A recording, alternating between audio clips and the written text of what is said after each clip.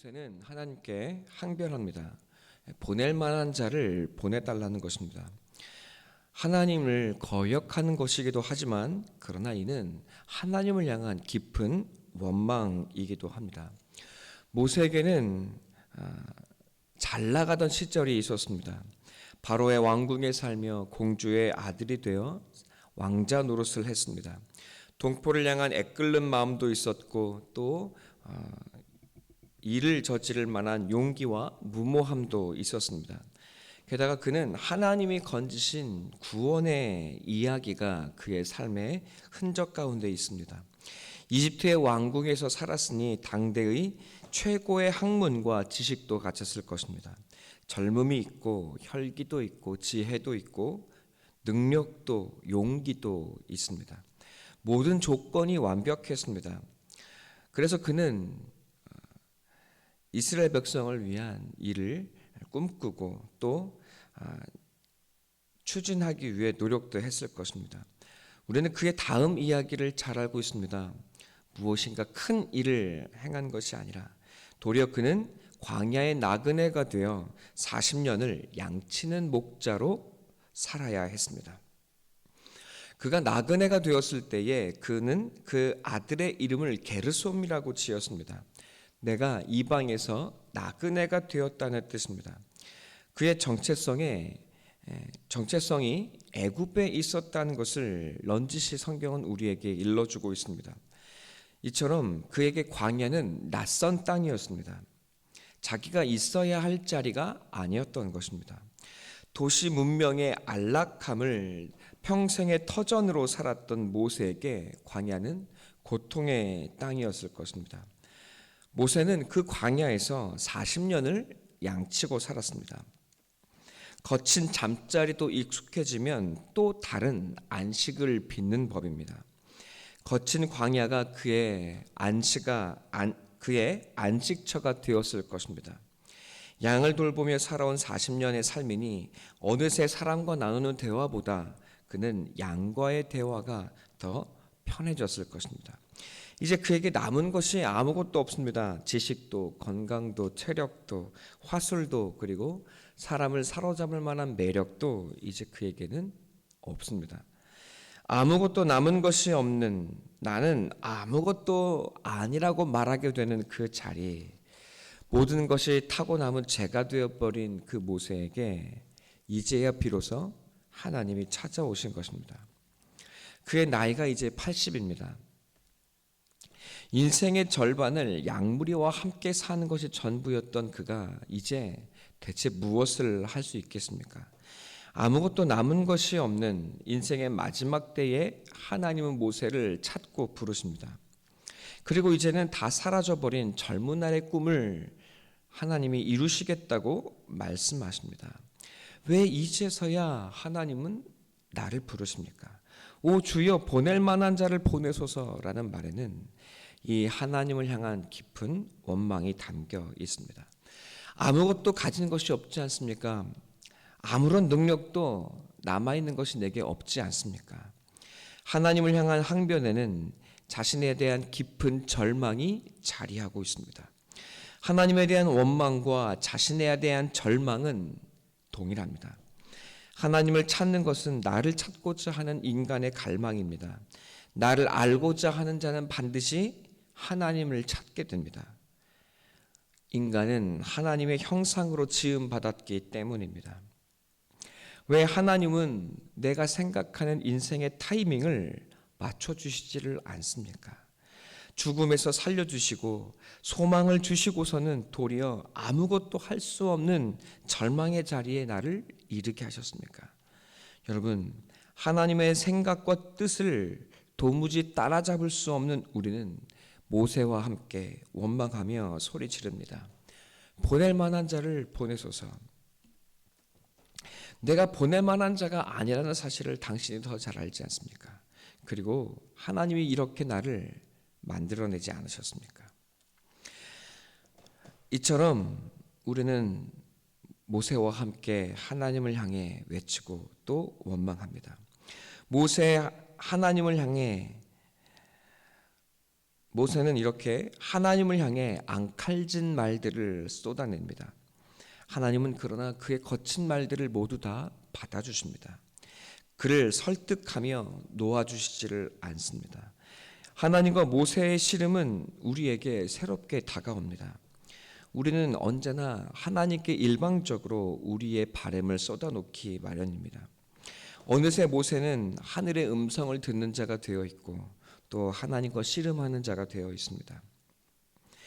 내 생각과 나의 말로 가득 차서 혈기만 왕성했던 모세가 여러분 광야에서 죽었습니다. 이제 하늘의 음성을 듣고 하늘의 뜻을 채울 만한 마음의 자리가 넉넉한 사람이 되어 버렸습니다. 하나님께서 그를 설복하시는 말씀이 놀랍습니다. 12절은 이렇게 이야기합니다. 이제 가라, 내가 너의 입과 함께 있어서 너에게 할 말을 가르치리라. 아무것도 없는 자가 되었습니다. 스스로 망한 자, 나는 아무것도 할 수 없는 자라고 모세는 고백하고 있습니다. 이것은 겸양이 아닙니다. 그의 현실입니다. 그런데 하나님은 그를 그런 줄 알고 부르십니다. 그래서 부르신 것입니다. 하나님은 그에게 자신의 말씀을 주고 계시는 것입니다. 아무것도 아니며 할 수 있는 것이 아무것도 없으나 그러나 나는 너에게 하늘의 말을 담았노라고 주겠노라고 말씀하고 계시는 것입니다. 놀라운 일입니다. 네가 하는 일이 아니라 내가 너를 통해 이룰 일이고 그리고 나의 말씀이 이룰 일이라고 하나님은 그를 설복시키고 있는 것입니다. 너는 다만 내 말을 전하고 증거하라고 이야기하십니다. 하나님은 말씀이십니다. 하나님은 말씀은 곧 하나님이십니다. 아무것도 남지 않은 모세, 나는 아무것도 아니라고 말하는 모세, 그는 하나님을 받는 것입니다. 하나님을 얻고 하나님을 담아내는 자가 되어 있습니다. 이 놀라운 의미가 무엇인지 모세는 아직 잘 알지 못합니다. 자신에 대한 절망의 자리, 하나님을 향한 원망의 자리가 도리어 하나님을 얻는 소망의 자리, 생명의 자리가 되어 있습니다. 하나님을 만난 사람, 그리고 하나님의 말씀을 담은 사람, 하나님의 말씀을 아는 사람, 여러분 그 사람, 그 자리는 절망과 고통의 자리가 도리어 생명의 자리, 하나님의 역사의 자리, 여러분 하나님을 얻는 자리가 되어 있습니다. 사람이 좀처럼 이해할 수 없는 이 역전의 자리에 모세가 서 있습니다. 성경은 우리에게 말합니다. 이것이 바로 하나님을 만난 것이라고 말합니다.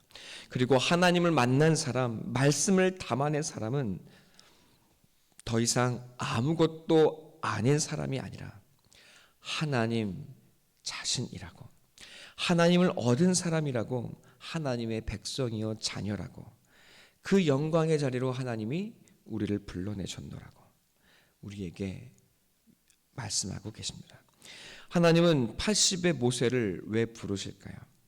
광야의 모세가 아니고서는, 자신을 비우고 죽음에 넘기는 광야가 아니고서는 하나님이 그리고 말씀이 자리할 곳이 모세에게 없었노라고 우리에게 말씀하고 계시는 것입니다. 내 능력과 내 가능성이 끝나는 자리에서 하나님의 역사와 그리고 구원의 이야기가 시작된다는 사실을 성경은 우리에게 이야기하고 있습니다. 그곳에서야 비로소 진정한 하늘의 소망이 싹 튼다 하시며 하나님은 우리를 위로하십니다. 그리고 우리가 그 자리에 서기까지 우리를 광야로 내모십니다. 여러분, 광야에서 우리는 깎이고 내 교만한 자아가 죽음을 맞습니다. 그곳에서야 비로소 우리는 하나님을 만나고 또 말씀을 얻는 자가 되어지기 시작합니다. 여러분, 사람의 성공은 성공이 아닙니다. 우리의 눈물은 도리어 하나님의 성공이 되고 하나님은 우리를 광야에서 깊어지게 하시고 훌륭한 사람이 되게 하십니다. 하나님의 모세가 되게 하십니다. 보낼 만한 자를 보내소서. 항변하는 모세야말로 이제 하나님께서 쓰실 만한 사람이 되어진 것입니다. 주 안에 사랑하는 성도 여러분, 이것이 바로 우리의 삶이요 또 성도의 길인 것을 하나님은 우리에게 모세를 통하여 보여주고 계십니다. 말씀을 받은 사람은 하나님의 자녀입니다. 요한복음 10장에서 예수님은 사람들에게 말씀하십니다. 하나님의 말씀을 받은 사람을 하나님이라 하지 아니하더냐. 여러분, 이것이 요한복음 10장에서 예수님께서 하신 제자들에게 하신 말씀입니다. 이 말씀이 어디에서 왔습니까? 바로 오늘 우리가 함께한 출애굽기 4장 16절에서 온 말씀입니다. 주님의 말씀을 받은 사람들, 그 사람들을 하나님은 자신의 백성이요 예수를 얻고 하나님의 자녀가 된 하나님의 아들이라고 우리에게 말씀하고 계십니다. 어떤 사람이 말씀이신 예수를 만나고 얻을 수 있습니까? 광야의 그 거친 인생의 길을 걸어온 사람들. 여러분, 광야에서 내가 아무것도 아니라고 말할 수 있는 사람들. 여러분, 그 사람들이 바로 하나님의 자녀가 되기 시작합니다. 여러분, 하나님은 이 역전의 자리로 우리를 부르셨습니다. 베드로가 나는 예수님을 따라갈 수 있노라고 말하는 그 자리에서 주님은 도리어 네가 나를 부인하고 지금은 나를 따라올 수 없다고 말씀하십니다. 그러나 나는 아무것도 아니라고 말하는 자리, 주님 나는 주님을 따라갈 수 없노라고 말하는 그 자리에 주님은 도리어 베드로를 찾아오시고 베드로를 하나님의 사도로 다시 새롭게 세워주십니다.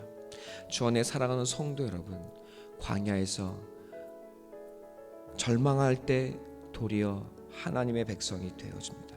인생의 광야에서 허우적될 때 여러분, 주님은 우리를 하늘의 백성이 하나님의 자녀가 되게 하십니다. 자신의 절망하여 아무것도 아닌 나라고 말하는 우리에게 하나님은 아들 예수를 우리에게 주셨습니다. 어찌 내가 갈 수 있느냐고 보낼 만한 자를 보내냐라고 항변하는 우리에게 하나님은 아들 예수를 우리에게 주셨다고 말씀하십니다. 너는 곧 나라고 담대하라고 말씀하십니다. 우리 안에 거하는 말씀이 우리의 삶에 찾아와서 여러분, 우리의 삶의 모든 소망을 이루실 것입니다. 그리고 하나님의 뜻을 이루실 것입니다. 아무것도 가진 것 없으나 나는 말씀을 그리고 예수를 얻은 사람이 되었습니다. 나는 아무것도 아니나 하나님은 나를 작은 예수요 하나님의 자녀라고 말씀하십니다. 이 아무것도 아닌 나를, 아닌 삶을 하나님께 드리는 자가 되시기를 바랍니다.